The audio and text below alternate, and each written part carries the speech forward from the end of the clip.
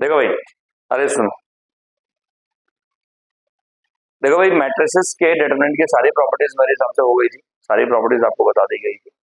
आज तुम लोगों को मैं बाकी बची हुई चीजें बता रहा हूँ और उसके बाद ही खत्म हो जाएगा। मैंने तुम लोगों को एडजॉइंट और इनवर्स की भी सारी प्रॉपर्टीज बताई, एम आई राइट? तो एडजॉइंट इनवर्स की भी सारी प्रॉपर्टीज हो गई। और आज जो तुम लोगों को बता रहा हूँ बच्चों, वो देखिएगा ध्यान से। तुम लोगों को ना मैं कुछ चीजें बता रहा हूँ जिससे हमने एक मैट्रिक्स मेथड किया था, याद है, जिसमें हमने x y z value value निकाली, बड़ा लंबा चौड़ा मेथड है ना, उसमें लगता है टाइम। पर क्या है कि स्कूल लेवल पे आएगा तो भैया मैट्रिक्स मेथड सॉल्व करना है, that is the only way to do it. पर अगर मान लीजिए कंपटीशन लेवल पे आता है तो हम लोग एक रूल और समझते हैं, that is called Cramer's rule. अब देखो भाई, क्रैमर्स रूल क्या होता है, सुनिए। तो क्रैमर्स रूल पहले तो समझ कि किस चीज के लिए इस्तेमाल होता है। भाई क्रैमर्स रूल क्या होता है, साइमल्टेनियस इक्वेशन को सॉल्व करने के लिए यूज होता है। तो अगर आपके पास साइमल्टेनियस लीनियर इक्वेशंस हैं तो we have to solve by Cramer's rule. तो क्रैमर्स रूल थोड़ा सा इजी मेथड पड़ जाता है सॉल्व करने का, ठीक है, थोड़ा सा इजी पड़ जाता है। देखिए, अब मान ले अगर तेरे पास है a1x प्लस b1y अब प्लस का c1z is equal to d1। अच्छा, इसमें दो रूल होते हैं, एक तो 2/2 और एक क्या होता है, मतलब एक तो दो वेरिएबल वाला और एक तीन वेरिएबल। चलो पहले दो वेरिएबल लेके चलते हैं। a1x plus b1y is equal to d1 और बेटा a2x प्लस b2y और इज इक्वल टू d2। इसको आप कोई जरूरी नहीं है कि क्रैमर्स रूल से सॉल्व करो, वैसे भी कर सकते हैं, पर फिर भी क्रैमर्स रूल क्या कहता है वो समझिए।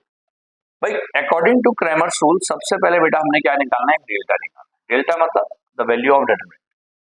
वो कैसे निकलेगा, एक्स के कोएफिशिएंट और वाई के कोएफिशिएंट। याद रखना, स्कूल लेवल पे नहीं है ये क्रैमर्स रूल, ना तो सीबीएसई में ना ही आईसीएसई में। आईसीएसई में है, आईसीएसई में बुक में दे रखा है, पर स्कूल लेवल पे आएगा नहीं, ठीक है। अब सुन, तो a1 a2 b1 b2 ये आपका डेल्टा निकल गया। इसके बाद हमने क्या करना है, डेल्टा वन निकालना। अब डेल्टा वन को हम लोग डेल्टा एक्स भी बोलते हैं। डेल्टा वन का दूसरा नाम क्या बच्चे, तो डेल्टा एक्स में हमने करना क्या है कि एक्स के कोफिशिएंट को छोड़ दो, मतलब यहां से एक्स का कोफिशिएंट छोड़ दो और उसके बदले क्या फिट कर दो, कांस्टेंट d1 d2, और बाकी y का कोफिशिएंट अपने जगह में। और आप इसको जब सॉल्व करेंगे तो आपको डेल्टा एक्स या डेल्टा वन मिल जाएगा। बोलो ठीक है, अरे डिटरमिनेंट से सॉल्व करना है। अब तीसरी चीज आपने क्या करना है बच्चों, डेल्टा टू निकालना है, जिसको हम डेल्टा वाई बोलेंगे। उस केस में आपने क्या करना है बच्चों, फर्स्ट रो अपनी जगह में रहेगी a1 a2 और जो सेकंड रो आपके पास है उसके बदले कांस्टेंट पुट कर। इसमें एक बात अपने भेजे बिठा लेना कि जो कांस्टेंट होगा वो राइट साइड में होना चाहिए, ठीक है। अब इस डेल्टा वाई को आपने कैलकुलेट कर, तो ये कैलकुलेट करने के बाद सुनो पहले, ये कैलकुलेट करने के बाद आपने करना क्या है, अगर हमें x निकालना है तो सर फॉर्मूला होता है डेल्टा वन अपॉन डेल्टा। मतलब ये जो डेल्टा वन तेरे पास है इसको क्या करा हमने, डेल्टा से डिवाइड कर दिया, आपको x मिल गया। और अगर बेटा y निकालना हो तो delta one delta two upon delta, बड़ा आसान है। क्रैमर्स रूल में x और y की वैल्यू ही तब निकलेगी जब आपके पास डेल्टा नॉन जीरो होगा। मतलब अगर डेल्टा जीरो हो गया तो we can't calculate the value of x and y, ठीक है। उसके बाद क्या होता है उसको बाद में बताएंगे, पहले समझ में आ गया। अब इसका एक एग्जांपल देखिए, तब तुम्हें थोड़ा और क्लियर हो जाएगा। मान ले अगर मैं तुझे कह रहा हूँ यार 2x प्लस 3y और इज इक्वल टू 5 है, और यहाँ पर तेरे पास है minus x plus 4y is equal to 2 है, and we need to find the value of x and y. अब हमने सबसे पहला काम क्या करना है बच्चों, सबसे पहला काम हमने डेल्टा निकालना है। डेल्टा तेरे पास है 2 माइनस 1। बार बार एक चीज बोल रहा हूँ, स्कूल लेवल पे नहीं है, ये कंपटीशन के लिए आएगा, ठीक है। अभी आएगा 2 4 से 8, 8 प्लस 3 कितना होता है बच्चों, 11, यही आएगा डेल्टा। अब उसके बाद डेल्टा वन निकालना है। डेल्टा वन का मतलब आपने 2 माइनस 1 तो ऐसे ही रहा, और सेकंड कॉलम के बदले हमने क्या कर दिया, कांस्टेंट रख। तो जब सॉल्व किया 2 टू द 4, 4 प्लस 1 5 9। बोलो बोलो, अच्छा एक्स मैंने क्या करा, अच्छा सॉरी, कोई बात नहीं, ठीक है भाई। डेल्टा वन में हमने क्या करना था, एक्स के बदले हमने कांस्टेंट रखना था, और सेकंड रो को, सेकंड कॉलम को एज इट इज। सॉल्व करेंगे 5 और 20, 20 माइनस 6 14। फिर इसके बाद हमने क्या किया, डेल्टा टू निकाला। डेल्टा टू में हमने क्या करा बच्चों, कि फर्स्ट कॉलम को एज इट इज और सेकंड कॉलम के बदले क्या रख दिया हमने, कांस्टेंट 5 2। तो जब सॉल्व किया तो 2 टू द 4 प्लस 1 यानी कि 9 आया तुम्हारे पास, 4 प्लस 5। अब जैसे ही आपके पास बच्चों delta delta one delta two आ गया, इसके बाद हमने क्या करना है, then we have x is equal to delta 1 upon delta. x का मतलब कितना होना चाहिए, डेल्टा 1 अपॉन डेल्टा यानी कि 14 अपॉन 11, बोलो ठीक है। और उसके बाद जब y निकाला तो y is equal to delta 2 upon delta, तो डेल्टा 2 का मतलब कितना हुआ 9, और 9 अपॉन कितना है बच्चे 11। तो x की वैल्यू तेरे पास ये आ गई और y की वैल्यू ये आ गई, समझ में आ गया नहीं आया? This is called Cramer's rule. कब अप्लाई होगा भाई, जब डेल्टा नॉन जीरो होगा, but that should be non singular matrix. Got it और नॉट? आ गया, नोट करिए फिर आगे बढ़ते हैं।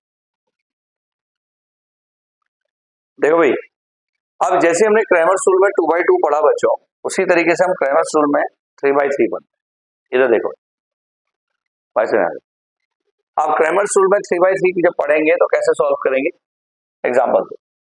अगर मान ले a1x, इधर देख तीन इक्वेशंस तेरे पास है, मतलब a1x plus b1y plus c1z is equal to d1 है। याद रखना कांस्टेंट राइट साइड में होनी चाहिए। फिर है a2x प्लस b2y प्लस का c2z is equal to d2 है। फिर है a3x plus b3y plus c3z is equal to d3 है। ये आपके पास तीन इक्वेशंस है। अब इन तीन इक्वेशन में से सबसे पहला काम आपने क्या करना है, डिटरमिनेंट ऑफ डेल्टा निकालना। डेल्टा का मतलब क्या हुआ, एक्स वाई जेड के कोएफिशिएंट, यानी कि a1 a2 a3 b1 b2 b3 और c1 c2 c3। इधर सुन ले यार, ये डेल्टा आ गया। अब डेल्टा के बाद आपने करना है क्या, जो डेल्टा 1 निकालना है। तो डेल्टा 1 आ क्या मतलब डेल्टा एक्स भी होता है, ठीक है। डेल्टा 1 का मतलब डेल्टा एक्स से भी है। तो आपके पास ये आ गया d1 d2 d3, फिर आपका b1 b2 b3 और बेटा c1 c2 c3, ये आपका डेल्टा 1 आ गया, ठीक है। इसके बाद बच्चों हमने करना क्या है, डेल्टा 2 निकालना है। डेल्टा 2 आपके पास आ गया। फिर हमने a1 a2 a3 as it is रहा, जो y का कोएफिशिएंट है उसके बदले हमने क्या रख दिया, कांस्टेंट, यानी कि d1 d2 d3 और फिर आपका c1 c2 c3 अपनी जगह में रहा। फिर आपने डेल्टा 3 किया और डेल्टा 3 आपके पास आ गया a1 a2 a3 तो एज इट इज रहा, यहाँ पर आपका आया b1 b2 b3 as it is रहा, और यहाँ c1 के बदले आ गया d1 d2 d3। बोलो आगे नहीं है, ये आपके पास आ गया। गॉट इट और नॉट? अब जैसे आपने डेल्टा डेल्टा 1 डेल्टा 2 डेल्टा 3 निकाला, इसके बाद हमने करना क्या बच्चों, हमें निकालना है नाउ x। x बराबर आएगा कितना बच्चों, डेल्टा 1 अपॉन डेल्टा, फिर आएगा y मतलब बोल दो डेल्टा 2 अपॉन डेल्टा, फिर आएगा z बोल दो डेल्टा 3 अपॉन डेल्टा। बोलो आगे नहीं है। तो हमारे पास क्या होगा, एक्स वाई जेड की वैल्यू निकल। गॉट इट और नॉट?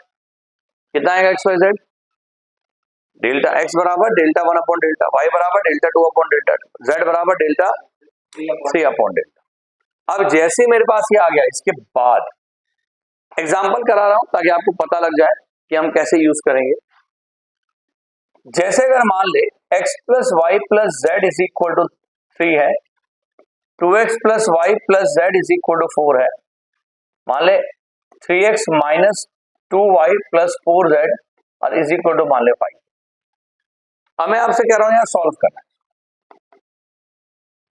तो सर कैसे सॉल्व करेंगे भाई, यूजिंग क्रैमर्स रूल। कौन सा रूल है, क्रैमर्स रूल है, बार बार बोल रहा हूं, कौन सा रूल है, क्रैमर्स रूल, ठीक है। क्लियर है? अब हमने सबसे पहला काम क्या करना है, now we need to find delta. Delta क्या आएगा तुम्हारे पास 1 2 3, बेटा 1 1 माइनस 2 और 1 1 4। बोलो आगे नहीं है। अब इस डेल्टा को आप सिंपली सॉल्व करो।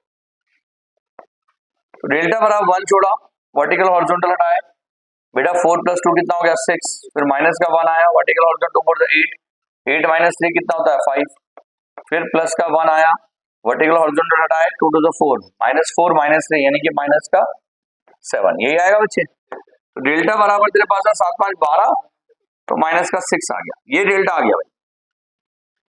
अब इसके बाद क्या कैलकुलेट करना है, डेल्टा 1। तो डेल्टा 1 को हम डेल्टा x भी बोलते हैं, बताया मैंने। तो आपने क्या करना है, फर्स्ट रो के बदले फर्स्ट कॉलम के बदले कांस्टेंट 3 4 5, फिर 1 1 माइनस 2 और 1 1 4। अब जब सॉल्व करेंगे तो कितना आएगा बच्चे, 3 वर्टिकल हॉरिजॉन्टल आया 4 प्लस 6 बोलो -1 वर्टिकल हॉरिजॉन्टल 4 16 माइनस 4 9 अब प्लस का 1 आया तो 4 टू 8 -8 -5 कितना आता है माइनस का 13। तो जब सॉल्व करा जाएगा बच्चों तो कितना है 18 18 में से 9 गया तो 9 और 9 माइनस 13 यानी कि आ गया माइनस का 4। ये डेल्टा 1। अब डेल्टा 1 कैलकुलेट करने के बाद बच्चों आपने डेल्टा 2 निकालना है। डेल्टा 2 का मतलब डेल्टा वाई भी बोलते हैं इसको।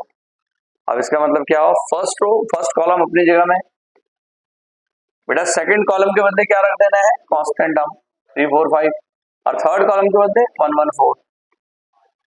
तो जब सॉल्व करेंगे भाई तो कितना आएगा बता 1 वर्टिकल हॉरिजॉन्टल 4 16 माइनस 5 कितना था भाई 11 माइनस 3 2 4 8 माइनस 3 5 प्लस का 1 2 5 10 और 10 माइनस 12 माइनस 2 बोलो आ गया बच्चों क्लियर है।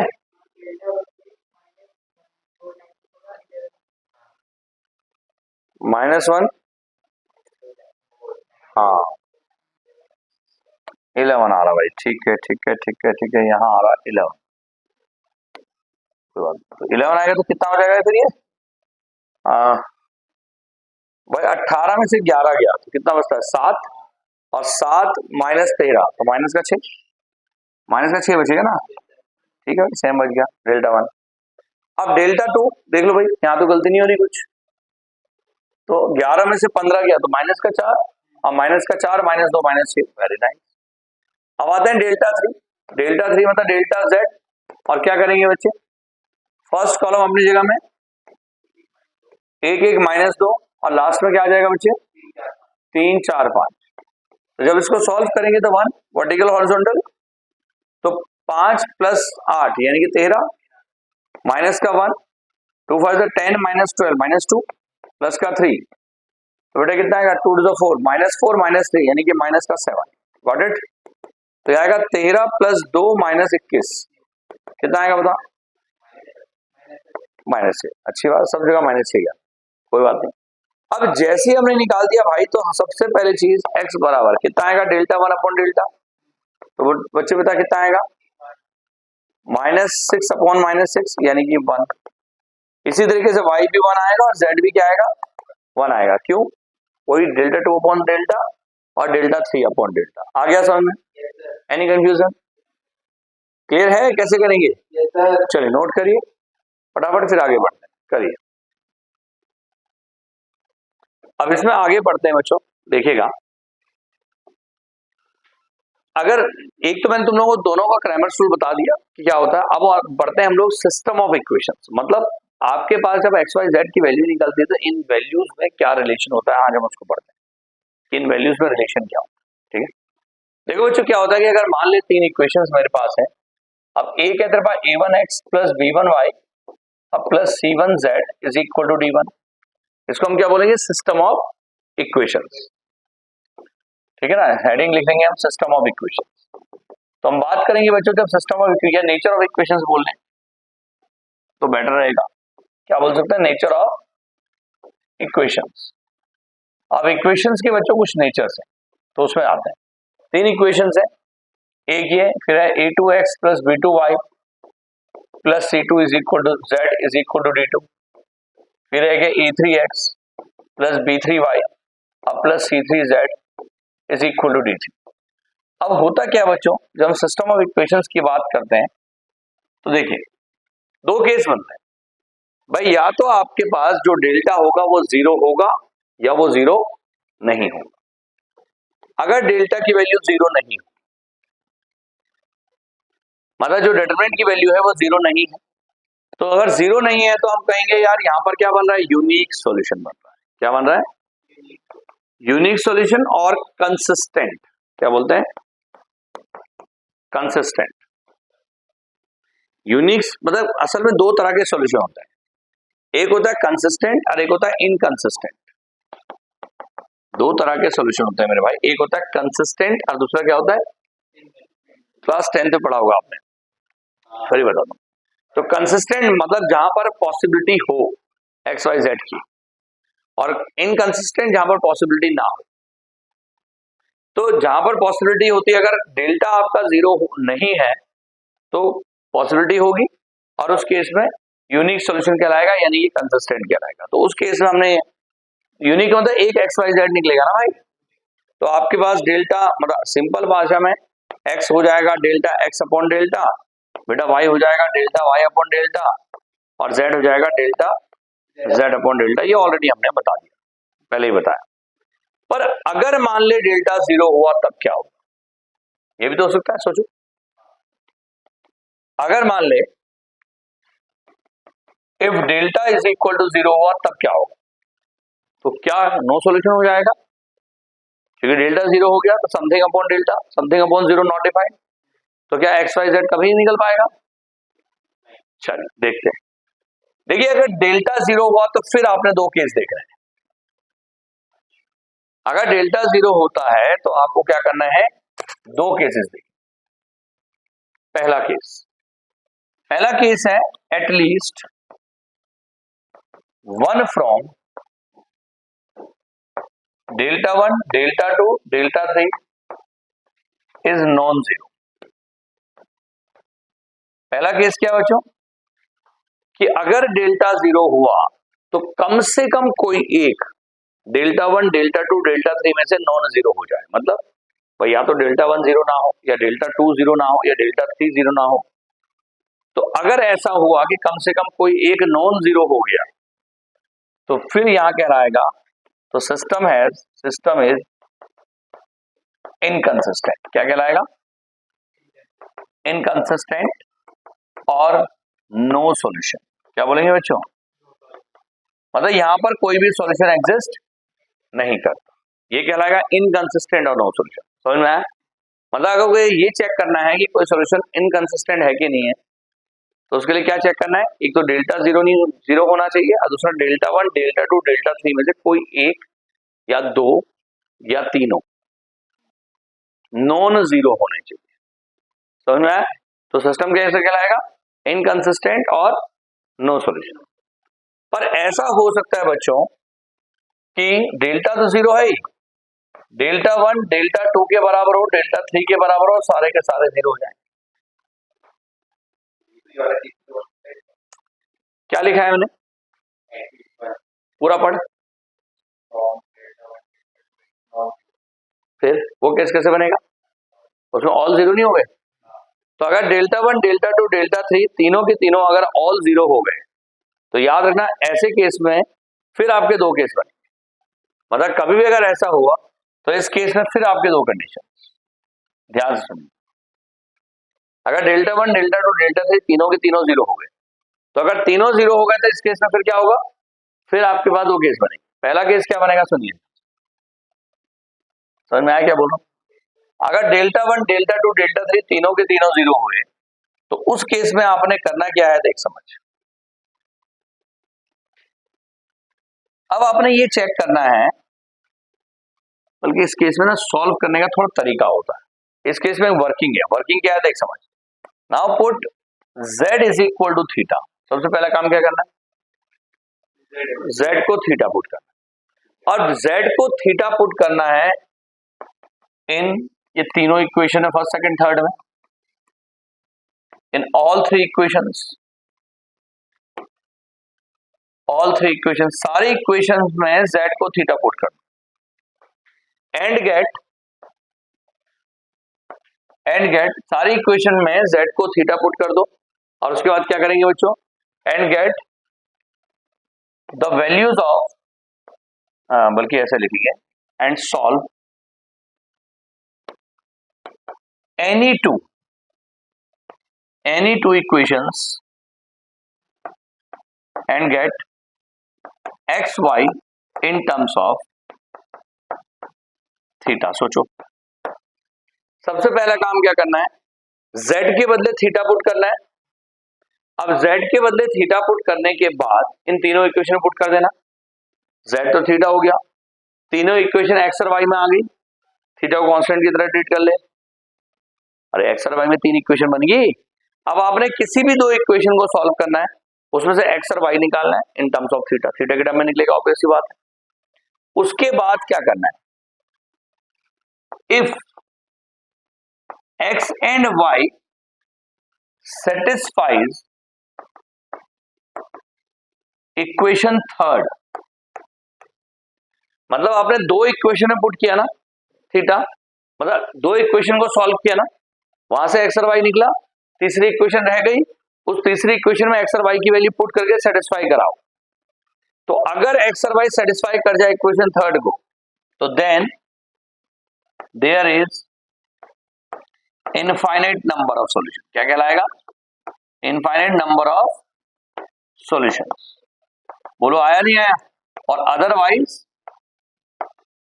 No solution. एक मिनट पहले मैं पूरा कंफर्म करूं। देखो क्या करना है, z को थीटा पुट करना है, फिर आपने क्या किया, z को थीटा पुट करने के बाद x y में तीन इक्वेशन बन गई, थीटा कांस्टेंट है समझ। अब किसी भी दो इक्वेशन को you have to solve it, और उसको सॉल्व करके थीटा के टर्म में x और y निकालना है। दो इक्वेशन को सॉल्व किया ना, उस दो इक्वेशन से तीसरी इक्वेशन में पुट किया उसको। भाई जब तीसरी इक्वेशन में उसको पुट किया तो जो थीटा की वैल्यू तेरे पास आई, तीसरी इक्वेशन में पुट किया ना आपने, तो आपने देखा कि तीसरी एक्स और वाई की वैल्यू तीसरी इक्वेशन में पुट किया, अगर उसने तीसरी इक्वेशन को सेटिस्फाई कर दिया तो हम कहेंगे इनफाइनाइट नंबर ऑफ सॉल्यूशन है या मेनी सॉल्यूशन। और अगर तीसरी इक्वेशन को पुट सेटिस्फाई नहीं कर पाया तो हम क्या कहेंगे, देयर इज नो सॉल्यूशन। आया समझ में? हाँ बोलो, पूछो पूछो पूछो पूछो पूछो। वो कांस्टेंट की तरह ट्रीट कर रहा है, D1 को भी ले लिया, उधर लिया ले इधर लिया, कोई बात नहीं, एक कुछ भी कर ले, कैसे भी सॉल्व कर, साइमल्टेनियसली सॉल्व कर, बस इन टर्म्स ऑफ थीटा। थीटा की टर्म में ही आएगा ऑब्वियसली बात। कैसे भाई तू समझा नहीं, उसमें डेल्टा तो जीरो आ रहा ना, उसके लिए डेल्टा जीरो नहीं आना चाहिए था। तो अगर डेल्टा जीरो आएगा तो फिर आपको चेक करना पड़ेगा। कुछ लोगों को लगता है कि अगर डेल्टा जीरो आ गया तो नो सॉल्यूशन है, ऐसा नहीं होता भाई। डेल्टा जीरो आ गया तो इनफाइनाइट नंबर ऑफ सॉल्यूशन भी बनता है, इट डिपेंड्स। ठीक है ना, आगे समझ में? Any confusion? बोलो बोलो, पूछ लो पूछ लो।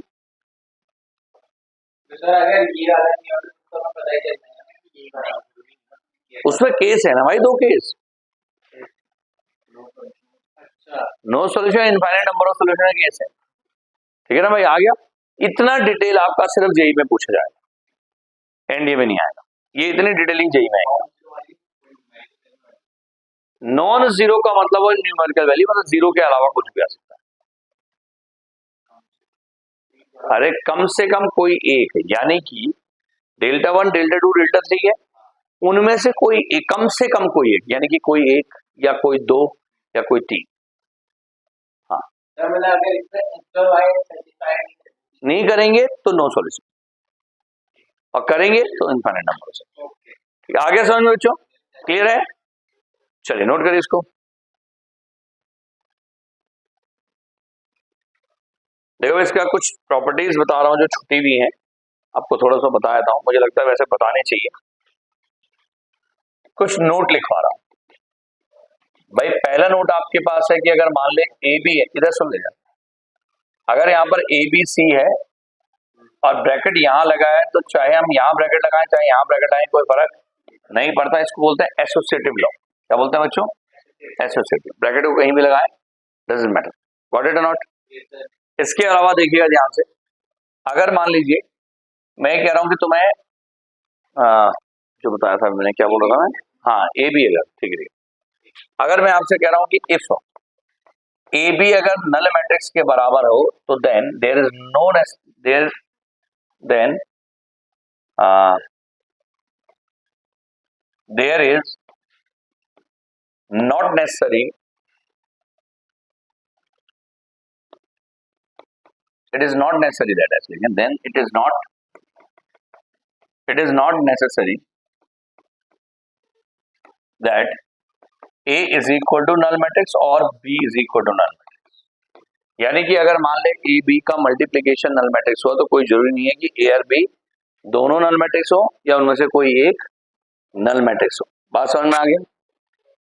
अगली चीज भाई, तीसरा अगर ये है कि अगर मान ले इफ ए बी अगर मान ले ए सी के बराबर हुआ तो देन ए बी अगर ए सी के बराबर हुआ तो हो सकता है कि बी सी के बराबर हो और हो सकता है बी सी के बराबर ना भी हो। तो यानी कि then it is not necessary that it is not, एक मिनट बता रहा हूं ना, बता रहा हूं, नेसेसरी दैट बी बराबर सी। भाई कोई जरूरी नहीं है कि बी बराबर सी हो। एग्जांपल देता हूं तो ज्यादा बेटर ऑप्शन है। भाई ए और ए बी जो है वो ए सी के बराबर हो, कोई जरूरी नहीं है। अच्छा ऐसा हो सकता है कि अब देखो जैसे ए बराबर आ गया 1 0 0 0, लेट कैपिटल ए बराबर आ गया 1 0 0 0, ये ए है, और कैपिटल बी बराबर तेरे पास है उसको 1 1 1 0 1 1 1 0, ये कैपिटल बी है। और बेटा कैपिटल सी बराबर तेरे पास है, उसको हम मैट्रिक्स ले लेते हैं कोई, वो है 1 1 0 0, नहीं 1 1 1 2, तो 1 1 1 2 मान लीजिए है। अब तीनों अगर मैं गौर से देखूं तो यार तीनों के तीनों क्या इक्वल तो है नहीं, कोई बी सी के बराबर तो है नहीं। पर अगर मैं यहाँ पर ए सी ए बी करूं तो ए बी कितना आएगा बता, 1 0 0 0, और बी कितना आएगा 1 1 1 1 1 0, बोलो ठीक है। जब मल्टीप्लाई करेंगे तो कितना आएगा भाई, 1 प्लस 0 1 आएगा, बोलो। जब यहाँ मल्टीप्लाई करेंगे तो 1, इधर मल्टीप्लाई करेंगे तो 0, यहाँ भी 0, बोलो ठीक कह रहा हूँ, ये ए बी आएगा। और जब बी सी करेंगे ए सी करेंगे तो ए सी कितना आएगा बता, 1 0 0 0, और सी का मतलब हो गया 1 1 1 2, बोलो ठीक है यहाँ से। तो अगर मैं ए सी करूंगा तो कितना आएगा बच्चे, 1 आएगा, यहाँ भी 1 आएगा, यहाँ 0 0 आएगा। क्या नोटिस कर रहा हूं, ए बी बराबर ए सी आ गया, but B does not equal to C, मतलब बी सी के बराबर हो भी सकता है और नहीं भी हो सकता है। बोलो समझ में आ गया, क्लियर है यहां तक। अब इसके बाद चौथी प्रॉपर्टी और लिख लो, फिर एक साथ नोट कर लेना। भाई फोर्थ प्रॉपर्टी और है कि अगर ट्रेस ऑफ ए बी, याद रखना बच्चों, ट्रेस ऑफ ए बी जो होता है, ट्रेस बताया था मैंने, याद है, प्रिंसिपल डायगोनल के एलिमेंट में जोड़ देते हैं। तो ट्रेस ऑफ ए बी जो होता है हमेशा ट्रेस ऑफ बी ए के बराबर होता है, ठीक है। चाहे ए बी की मल्टीप्लाई करो बी ए की मल्टीप्लाई करो, दोनों में एक खास बात है कि प्रिंसिपल डायगोनल के एलिमेंट में असर नहीं पड़ता। तो प्रिंसिपल डायगोनल के जब एलिमेंट में असर नहीं पड़ेगा तो उसके उसमें भी असर नहीं पड़ेगा ना मेरे भाई, ठीक है ना। प्रिंसिपल डायगोनल के एलिमेंट में असर नहीं पड़ेगा तो उनके समीशन पे भी असर नहीं पड़ेगा था। आ गया, बोलो क्लियर है। चलिए तो मेरे हिसाब से सारी प्रॉपर्टीज तुम्हारी हो गई हैं। अच्छा ऑर्थोगोनल मैट्रिक्स बताया था मैंने, किसी मैट्रिक्स को अगर उसके ट्रांसपोज से मल्टीप्लाई करें तो ऑर्थोगोनल मैट्रिक्स होती है, ठीक है। मैं सिर्फ पूछ रहा हूं तुमसे, अगर कुछ छूटा हुआ है। ऐसे एडजॉइंट की प्रॉपर्टी सारी हो चुकी हैं, प्रॉपर्टीज ऑफ मैट्रिक्सेस हो चुकी हैं, मल्टीप्लिकेशन, ठीक है। तो भाई प्रीवियस क्लासेस में मैंने आपको जितना था सब पढ़ा दिया, कुछ भी इसमें ऐसा नहीं है जो छूटा हुआ है। एक चीज और है, वो चलो उसको बाद में देखेंगे, वो कैरेक्टरिस्टिक रूट है, उसको टुमारो आई विल एक्सप्लेन हल्के से, ठीक है भाई। तो मेनली हो गया तुम्हारा सारा चीज, कुछ भी नहीं छूटा है। कल से हम लोग इसके कॉम्पिटिशन के क्वेश्चन स्टार्ट करेंगे, ठीक है बच्चों। चलिए थैंक यू आज के लिए।